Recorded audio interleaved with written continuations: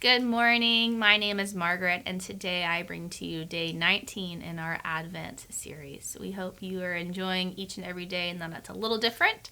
Here we go, day 19. It had always been a mystery why Joseph took off on a donkey only days before Mary's baby was due. To be honest, no one knows how long Mary was pregnant. Is it possible that she was only 7 or 8 months pregnant and the baby came early and unannounced? That would mean that Jesus would have been premature in the calendar of man. What we have based the completion of a full pregnancy on is this previous statement, when the days were completed.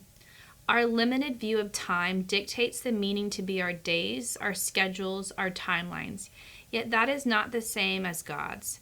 He has planned for the coming of Messiah from the day of the fall.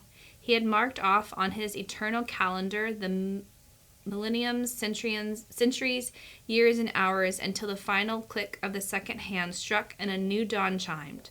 The lonely night of mankind's soul was broken by the dawn of redemption, and nothing could have prepared the weary and terrified couple for what their simple obedience would bring.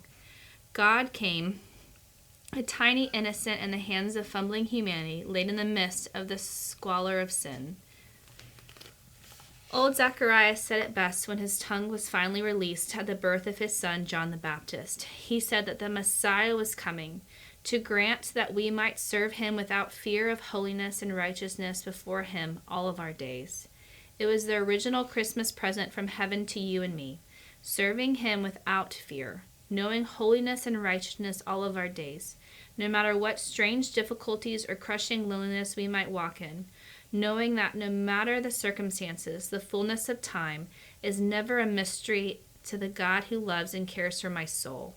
Though my calendar dictates that it is time for different circumstances, Jesus enters my world and declares the message of hope and the promise of the new covenant in the diverse circumstances of life. The Savior was born so that these days of trial, as well as these days of joy, might be spent with him and without fear. May you experience his favor and his mercy throughout this season and this new year. This Christmas season, we're all going to be experiencing different things. Some of us are going to be excited about the approaching days. Some of us are a little saddened, whether we're missing a loved one or we don't know what our plans yet are for this season. And some of us are anxiously awaiting something, but you don't quite know, or maybe you might feel like you're going to be alone this holiday season. And all the things that we might be wishing for or what we're excited for, I keep coming back to one little phrase is, do we trust God's timing? It's a big one. Sometimes it's hard to trust God's timing. Even when you think about this, we don't even know how far along Mary was in her pregnancy or if there was complications or what it looked like. I love that the Bible just says when it was time. And he doesn't tell us the exact time. He didn't tell us it was early, on time, or late. He just said it was done. It was complete. Let's move on. And so just this holiday season, I just hope we can all be trusting in God's timing. And if you're struggling with something this holiday season, bring it before Jesus' feet and lay it down. And then if you need to, reach out to a friend.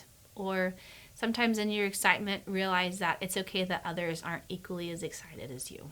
We're all in a different way in terms of our excitement level this holiday season. And we need to be able to respect that everyone's a little different in that respect and just put our trust in God. Thank you, and I hope you have a wonderful rest of your day.